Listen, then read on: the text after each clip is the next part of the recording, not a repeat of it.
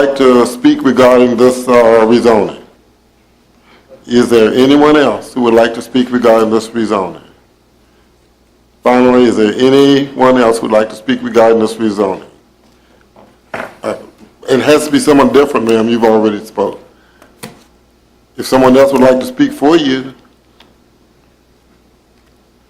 Seeing no one with the desire to speak, I will now close the public hearing. Board members have questions for the applicant. Okay. I'll go first and just some questions, and I'll pass. Was it Mr. Wilson? Yes. If you could give me a second. Mrs. Wood spoke about the traffic study, and I understand I'm very sympathetic with her with regards to VDOT, and I know VDOT will do things that aren't necessarily common sense. So you have, or you're going to address the traffic. Let me ask about the other thing. She was at the Planning Commission. Yes. And she mentioned a cemetery that was in the back, and you said you are not going to disturb the cemetery? Correct. Okay. Well, we have found out that the cemetery is on the Borden property, and it's in the portion of the property that's not being purchased. So it's not within the footprint of this development. So that's not being purchased? Correct. So that'll be... It's further to the north. That'll be the next project, so right now it's undisturbed. Yes, sir. All right, so that's a good thing. Yes. Now, with respect to the traffic concerns, in our preliminary packet, we have, and I guess we took it off, but the original slide you showed, you're going to actually build another lane. Yes. To turn left into the property. Yes. That left turn lane will then have an adjacent lane going the same, I guess, northern direction. That'll be undisturbed, so car traffic will continue to go while trucks wait to make a left. That is correct. There will be, coming from the other way, a right turn in lane, so traffic should, for the most part, be minimally impacted, I guess I'll say. Okay. What guarantees do we have that the traffic lanes will be constructed, as we've stated just now? The traffic, the development will be done in accordance with the drawing that you see in front of you, and that incorporates the widening of Coolwater Drive from the loop to the entrance and slightly beyond, so to get turn lanes. And in addition to that, we have to comply with VDOT site distance requirements. Right. In other words, we have to have a clear site distance to the north of about 500 feet, and we've actually been there, taken photographs, and that is very doable. There will have to be some cutting of vegetation to give you good site distance at this new intersection. Okay. There's the distance from the new intersection back to the loop is about 380 feet or something like that. It's not, so the site distance will not be an issue, but there's not a lot of stacking room within Coolwater Drive if there should be a holdup on the loop. But the driveway from Coolwater Drive back to the warehouse, as you can see from the drawing, is a very long driveway, and that could accommodate a lot of trucks if they had to queue up. So they wouldn't necessarily be waiting or queued up or in line on Coolwater. They'd actually be on your property while they're waiting to unload or load in either case. And one thing I've heard what the previous speaker said, and I'd certainly do sympathize or empathize. I think that that one of the things we could consider doing is striping the entrance from the residential area onto Coolwater Drive as being, to keep the intersection clear. Cars only or something like that. Or something, or some kind of signage. I mean, that's not going to stop the occasional vehicle from stopping there during, instead of leaving that intersection open, but I think it would help. Okay. And that's a big key. And then Mrs. White, was it White or Wright? Mrs. Wright. Wright? Okay, I'm sorry, Ms. Wright. I think you, for the most part, addressed her environmental concerns. We've shown the resource-sensitive areas. They're not going to be disturbed. Correct. She did mention something about green roofs and things of that nature. Was that in your plan? Green roofs can be used under certain circumstances, but for a big warehouse like this, a green roof is not a practical solution there. But that is not the only way of controlling controlling runoff. There are other ways, and in a very large building like this, it's best to do it next to the paved areas, have grass-lined swales that will encourage infiltration into the soil instead of just piping. As traditionally what you did was you piped from the downspout all the way to the detention pond. That's the way designs always were done. The new requirements are such that you are encouraged to disconnect the storm drains. In other words, the downspouts will get to you have to worry about icing on the driveways, of course, but you will have the pipes crossing the road and then discharging into surface ditches and grass-lined swales. And they will run the length of the building, because those detention ponds, there are two of them. Yeah. That's a very, very large site. You're going to have very long open ditches and swales between where the pipes open up all the way down to the stormwater management facilities. Okay. So it sounds like you've addressed most of her concerns, and I just wanted to make sure those are the folks that I represent in particular, so I want to make sure that they're satisfied. We have to actually get VDOT to come out and do another study, which has nothing to do with your project. And trust me, they did studies before about noise before the project was built, and then said that noise was an issue after the project was done. So we'll work on VDOT. I think there is another VDOT issue with the pond on Cool Water Drive, which may not impact your project, has nothing to do with it. That's another thing we'll work on. Last question, can you indulge me? Joburg or Cape Town? Port Elizabeth. Okay, thank you, sir. Okay, No questions, Mr. Chairman. Mr. Underwood. I just have a couple questions for Mr. Wilson. Mr. Wilson, as the person representing McKenna, I know you guys have talked about level of, I'm sure, waste or within the facility. Tell me about how you're going to move the waste, or if product goes bad. Have you? You know, traditionally for these big distribution facilities, let's first of all talk about the clean packaging. Mm-hmm. They would have compactors and a protocol for disposing of waste.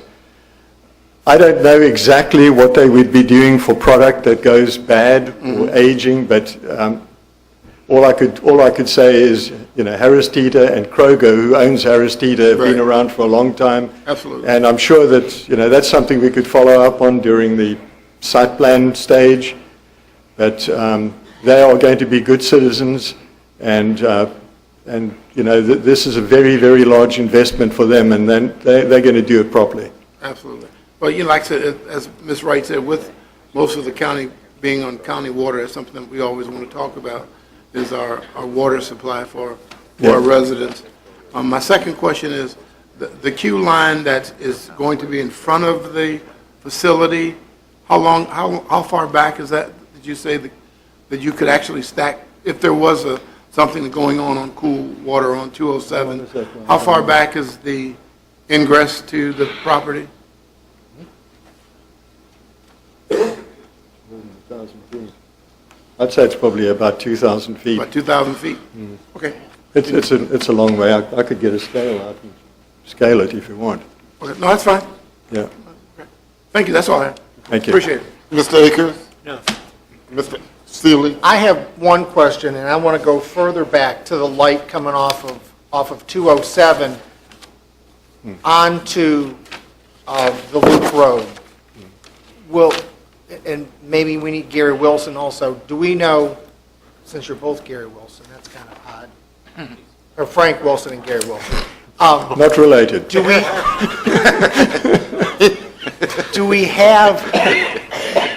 we know, Gary, how much stacking we have on 207 making that turn in front of the visitor center?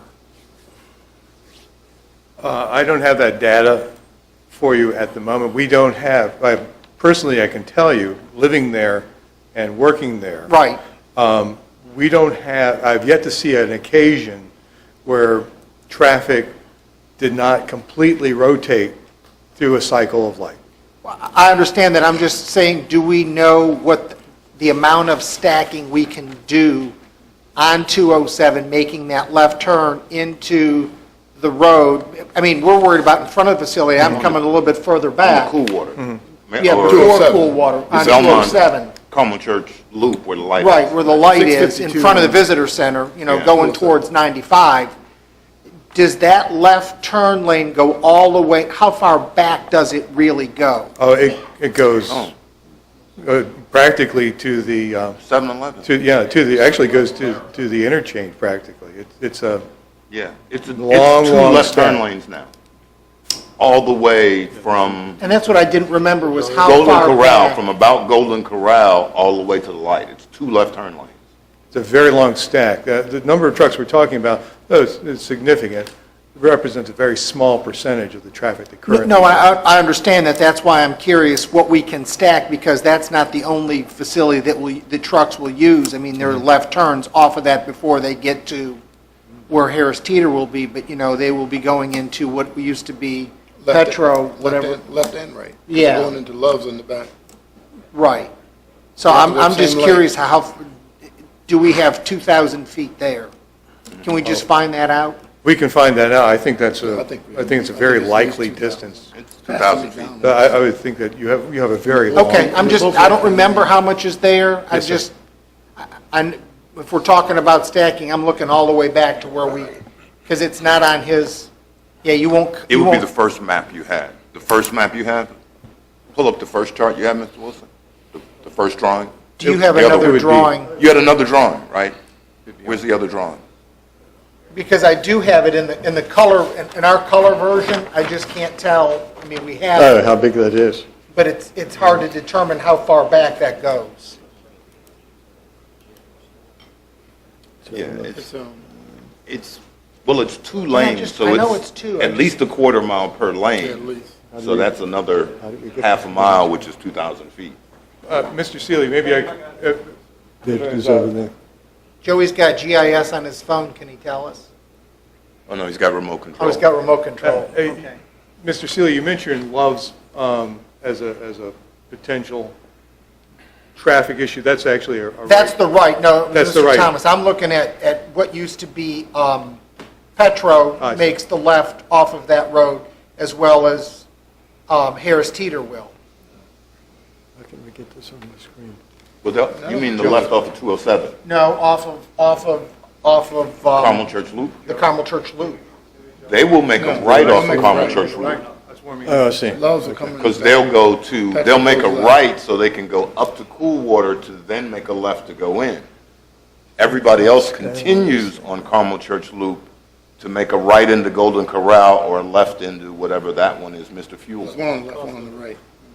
They will, Yeah, petrol the on the trucks right. now will continue around Carmel Church Loop as they have done Everything before. off of the Carmel Church Loop that we have is a left, except Arby's. Arby's is Is a a left right. off of Is Carmel a Church right. Loop. Is the right. Everything It's else a is a left. left. Everything else is a left. Off of Carmel Church Loop. Yeah, that goes a left off of the loop road. The Carmel Church Loop comes to the light, then Yeah, it's when you make it Coolwater Coolwater. after you get there. Right. So everything off of Carmel Church Loop, Is, that's Coolwater when you get to Arby's. It's kind of crazy how it works, but that's Coolwater when you get to Arby's.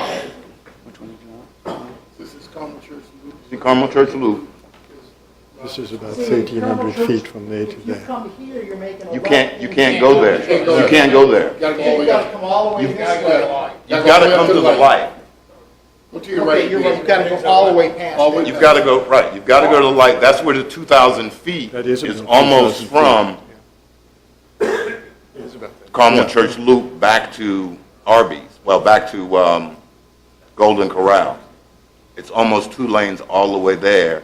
And as they make the left to get on the Carmel Church Loop, existing traffic will continue going around to the left. This project, you'll make a right and then make a left going in. That's why it's important to Mrs. Woods and the other folks in that area that there are additional lanes once you get on the Coolwater, because then they're not impacted adversely when they go on their way home. Okay. All right. Incidentally, I've checked on the drawing, the length of the driveway is about 1,800 feet. Okay. Your driveway? Yes. Okay. Third of a mile? Thank you very much. And not just the developer, but certainly the citizens themselves who have come out, and we thank you for your questions. I assure you, from this board and this developer, we're going to do whatever is necessary to continue to make this project be a win-win for everybody. When I found out that Harris Teeter was looking at this county, I did studies of my own. I went on the internet and I went different places to find out what I could about the company. I can tell you they are rated very high. In the communities where they are located, they are considered to be extremely good business people and an asset to the communities where they are located. And I believe that they're going to be the same for Caroline. They're going to provide some jobs that are going to be extremely nice jobs for our citizens in this county. Not that they're going to hire everybody from here, but certainly our citizens, I believe, will have an opportunity to get gainful employment through this development. And so I'm sure we've talked about environment, and we are concerned about environment. But I can tell you, if you can get past DEQ, we won't have a problem, I assure you. They are going to make certain that the area, the environment is properly taken care of. We're going to do what's necessary to take care of the traffic. And it is not to say that there aren't going to be some issues, but we're going to work those issues out. So having said that, how does the board wish to address this rezoning? Mr. Chairman, if I could make a motion, and the reality is we have actually, Mr. Gary Wilson has been working on this project, and I think I've been working on him with it for 5 years. We actually had this project several years ago, but the person that was in charge of the project passed away, and they started all over, and then Kroger purchased Harris Teeter, and we've finally gotten to the point here, and I respect Mrs. Woods, and I've asked to speak to her later, to make sure we fix the traffic issues that may come up and try to catch as many of those ahead of time. But having said that, I think the county would welcome this project, and I'm going to make a motion to approve RZ 02-2015. Is there a second? It's been moved and properly second that we would approve the rezoning for RZ 02-2015 as presented. All in favor, let it be known by saying aye. Aye. All opposed, motion carries unanimously. That takes us to agenda item number 5, special exception 03-2015, Auburn Properties, LLC owner, cellular partnership, DBA Verizon Wireless applicant. Request a special exception permit in accordance with Articles 17, Section 13, standards for special use permits, and Article 4, rural preservation, Section 5.21 of the Caroline County zoning ordinance on tax map number 28836, part of consisting of 1.0 acres more or less. This property is located on Woodford Road, Route 626, approximately 3,600 miles east of Page Road, Route 605, Port Royal Voting District. Proposed use, communication facility. Telecommunication tower. The 2030 comprehensive plan identifies this property as agricultural preservation with a density of 1 dwelling unit per 25 acres of land. Okay. Mr. Finch. Mr. Chairman, members of the board, your next public hearing, as you stated, is SPEX 03-2015.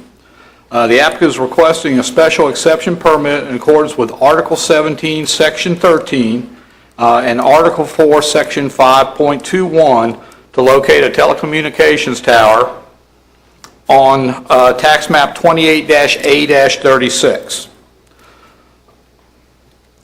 The special exception application is subject not only to conditions which may be imposed by the board, but to general standards that are included in the Caroline County zoning ordinance.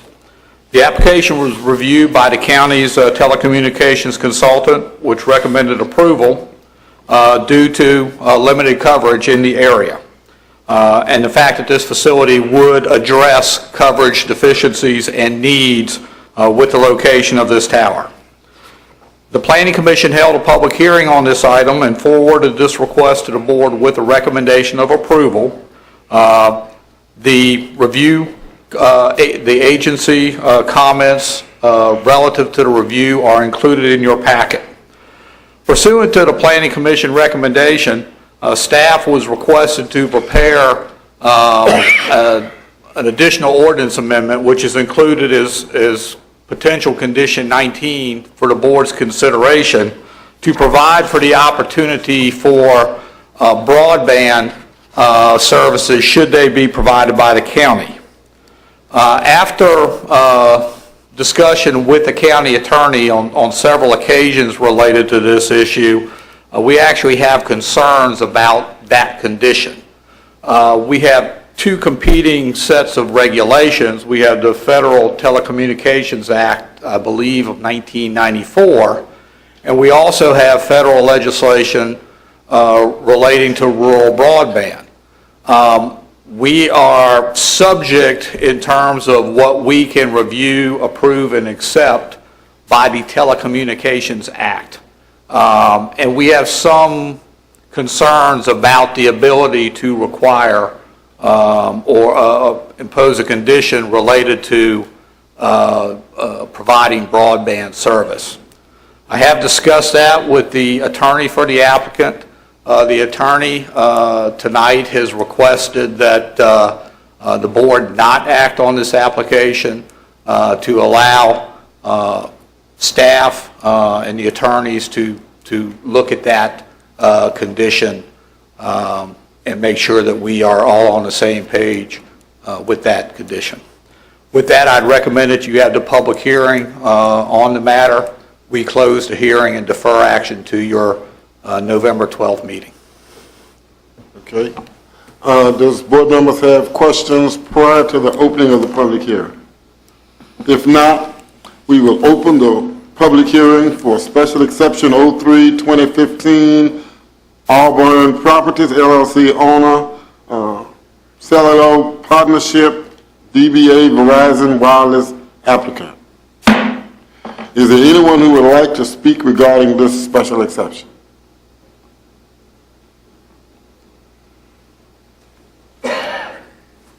Yes, sir. If you could state your name and who you represent. Will do, Mr. Chairman. Good evening. Members of the board, good evening. My name is Jeff Geiger, here on behalf of the applicant, Verizon Wireless. As staff mentioned, Verizon Wireless is requesting a special exception for a new wireless communications facility on Woodford Road, just east of Page Road. Verizon Wireless would like to use this new facility to bring high-speed, high-quality 4G LTE service to this area around this location. Verizon has demonstrated a lack of coverage in this area, and the county's consultant has recommended approval for this request. The new site has been designed to minimize its impact on the area while providing the 4G service that has become an integral part of our daily lives. The site will be constructed in compliance with your development standards for communication facilities, including the provision of a space for 4 users, including the county's emergency communication equipment. Verizon Wireless's request meets the standards for granting a special exception as set forth in our application. The design of this site has successfully completed technical review, committee review, and has received a unanimous recommendation of approval from the Planning Commission. Verizon Wireless was made aware of today of a new condition that staff was recommending to you. My client needs additional time to review this condition and to meet with staff to discuss this condition. For this reason, on behalf of my client, I do request that you defer action on this item until your November board meeting to give us time to talk about this condition further. Thank you. Be glad to answer any questions. Thank you, sir. Is there anyone else who would like to speak regarding this special exception? Is there anyone else who would like to speak regarding this special exception? Is there anyone else who would like to speak regarding this special exception? Seeing no one with the desire to speak, I will close the public hearing. It has been requested that we defer action until our November meeting such that the applicant as well as staff can get together and determine the best avenue to address the issue. Okay, you have a question? Okay, Mr. Seeley has a question. Mr. Geiger, I have one question for you. Will this have any impact on the start schedule to build the tower? The delay? Yeah, but we're delaying if we get approval today, we're 30 days ahead, our schedule will be based on today's approval. We wait 30 days, that schedule gets pushed back. Does it come off the table? No. Okay. Sometimes we had the Sparta cell tower, we had issues, it came off the table. It took us a year to get it back on and get it built, and I just don't want to be in the same situation for that area as well. Understand, we would like the opportunity to have a discussion on this topic. Okay. It's a topic we've talked about before, and we have to talk about it again. Thank you. Okay, other questions, board members? If not, we will entertain a motion to defer action until our November meeting. So moved. Second. Second. We moved in Either way properly you want to put second. it. Whichever, however you want to write it is Okay. fine. It's been moved by Mr. Thomas and second by Mr. Seeley that we would defer action on special exception 03-2015 to our November meeting. All in favor, let it be known by saying aye. Aye. All opposed, motion carries. That takes us to agenda item number 6, proposed amendment of Chapter 103, Taxation, Article 9, Section 103-69, A4, exemption for elderly and disabled persons. Mr. Chairman, members of the board, as you're aware, the purpose of this public hearing is to consider amending the county's taxation ordinance, specifically to provide a partial exemption for real estate and mobile homes owned by elderly and disabled persons. The ordinance establishes an annual income eligibility threshold and the amount of the maximum tax exemption that is made available. The proposed amendment before you tonight would increase the maximum income allowance from $35,000 to $40,000 and increase the maximum total tax exemption available from $800 to $1,000. This is the approach that Commissioner of the Revenue Sharon Carter has recommended, and as she believes it will provide the greatest access to the tax relief in the ordinance rather than some of the other options that were previously discussed. Mrs. Carter is here tonight to help answer any questions. With that, Mr. Chairman, I'll try to answer any questions you may have. Board members have questions prior to the opening of the public hearing. Ms. Carter, would you like to speak prior to the public hearing, or? Okay. Okay. Okay, we will now open the public hearing for the proposed amendment, Chapter 103, Taxation, Article 9, Section 103, 69A4, exemption for elderly and disabled persons. Is there anyone who would like to speak regarding this proposed amendment? Is there anyone who would like to speak regarding this proposed amendment? Is there anyone who would like to speak regarding this proposed amendment? Seeing no one with the desire or the intention to speak, I will close the public hearing at this time and ask if board members have questions, either for Mrs. Carter. If not, we can entertain a motion. Mr. Chairman, I would make a motion that we increase the maximum income allowance from 35 to 40,000 and increase the maximum total tax exemption from 800 to 1,000. I think we've seen in a packet and past correspondence that this is pretty normal for other counties our size and some of our neighboring counties. I did not agree going to $1,500, but I think that $1,000 is fair. It does expand the people that can participate in this program. And so that's my motion, and if we get a second. Second. So moved and properly second that the proposed amendment to Chapter 103, Taxation, Article 9, Section 10369A4, exemption for elderly and disabled persons be approved as presented. All in favor, let it be known by saying aye. Aye. All opposed, motion carries.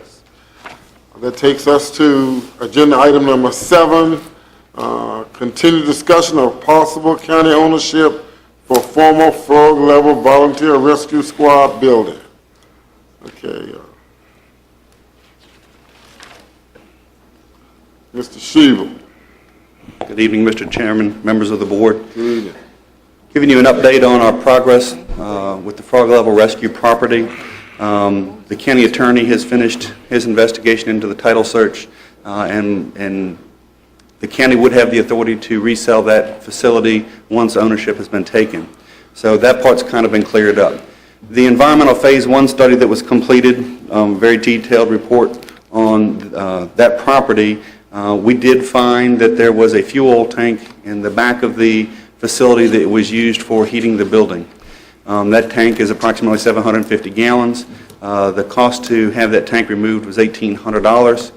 There is a fuel program that's out there that we can tap into. We would have to pay $500 of that, and the rest would be paid through that fund.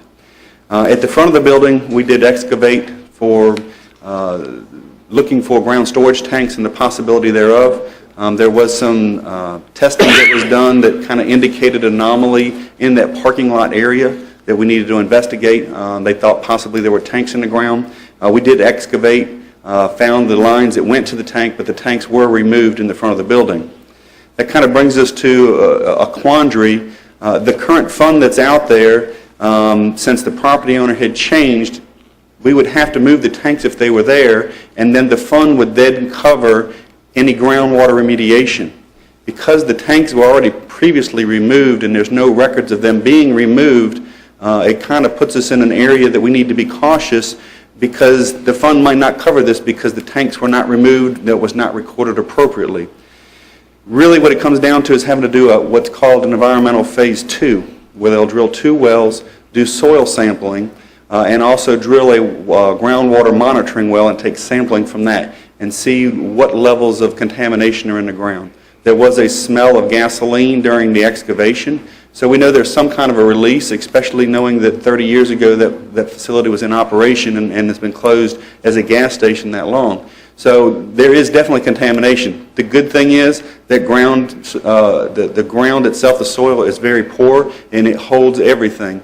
As we were excavating in the rear of the building, you could see the oil was basically held within the soil and didn't actually absorb into the soil. The soil is just, it's more like a blue marl clay, and it just holds everything. And because it was there, it didn't absorb into the ground as far as we can tell. So in order for us really to move forward, we would need to look at doing a phase 2 at the cost of $5,600. And again, that would provide us with the soil sampling, water sampling. Once we know what the levels of contamination are, we would know if there has to be any groundwater remediation.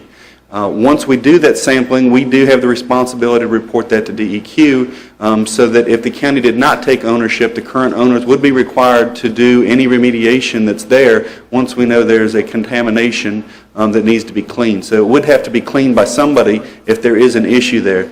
We would have to, once we do the Phase 2, we could then go to DEQ and ask them to look at this on a case-by-case basis. The good thing that helps us is the existing gas pump island is still there, the existing lines are still there, the vent that goes from the tanks, where the tanks used to be, are still on the building.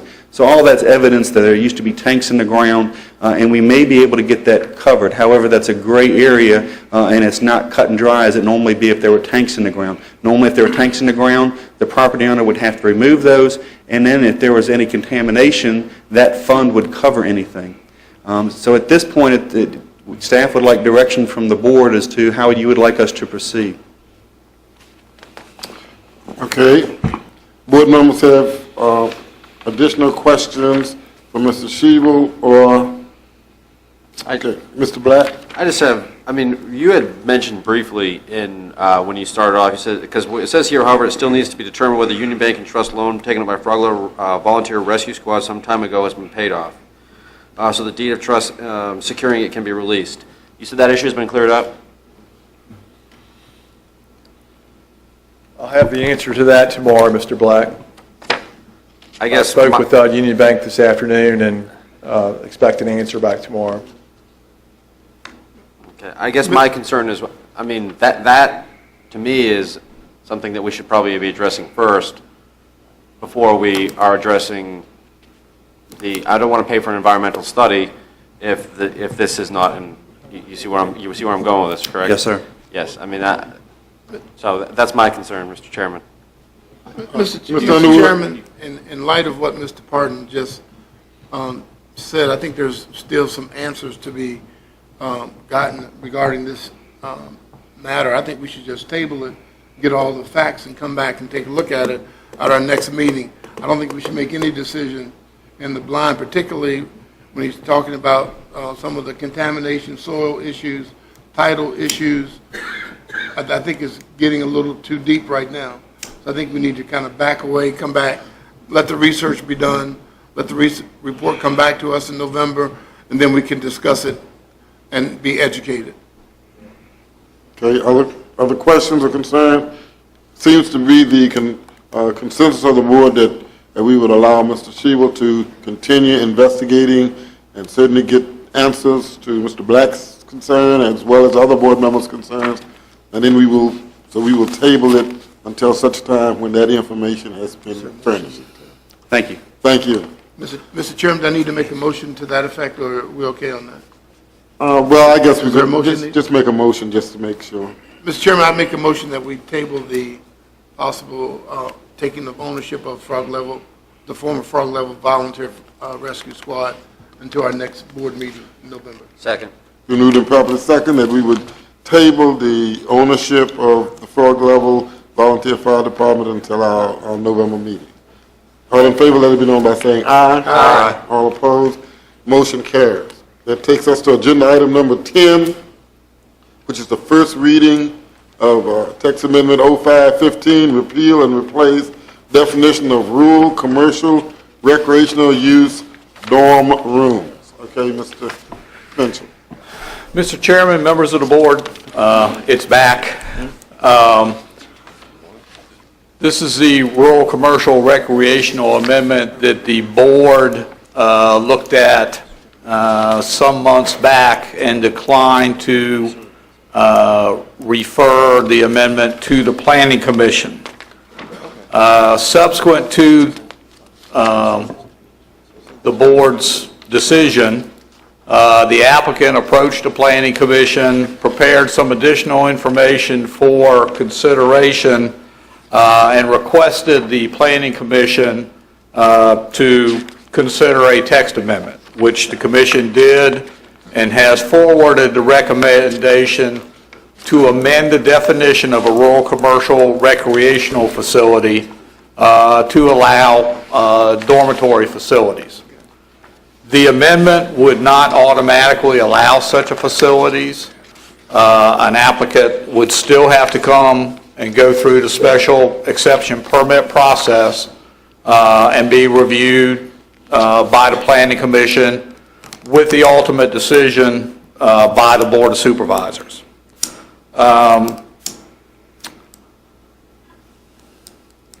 With that, this is the proposed first reading of said text amendment. The board can continue the first reading. It could go forward with a public hearing, or the board could table the request. Okay. I guess the question I would have is, the board members have questions or concerns about the definition. Mr. Thomas? Mr. Chairman, if I may, would, Mr. Fincham, I'm not sure you know this, and Mrs. Carter left, but would dorm rooms, since they're probably going to be charged for, would they be part of the transient occupancy tax? Ms. Carter and I have discussed that, and we believe there may be a mechanism by which it would be subject to TOT. I think that issue needs to be vetted further. You will see that he's also potentially selling the site to a nonprofit. Right. So I think there are some issues there that warrant additional discussion. In theory, yes, dormitories would qualify for TOT. Okay. Thank you, sir. Other questions? You got one, Mr. Black? Mr. Mr. Fincher, Go ahead. has the sports complex hooked up to our sewer system yet? No, sir. Have they, I mean, we had talked about a number of things they were going to do. I believe, is that correct? My recollection is one of the first things they were directed to do was to secure their existing pump and haul facility. Yes. Which they have fenced off that area, so they addressed that issue. I believe there was discussion generally about you have conditions, we have modified them before, comply with the conditions, and we would consider the request. You will note in the supplemental material that the applicant has acknowledged that the construction of dormitory facilities would require the connection to the county sewer system. But again,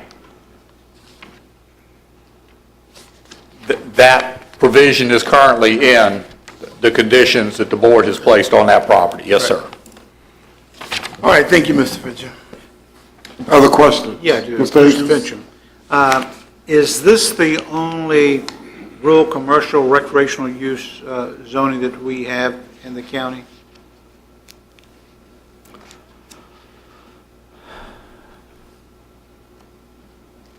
Would this be the I only place- believe there may be one more smaller one, Mr. Akers. This is the only one that I believe if you amended the ordinance would qualify potentially for this amendment.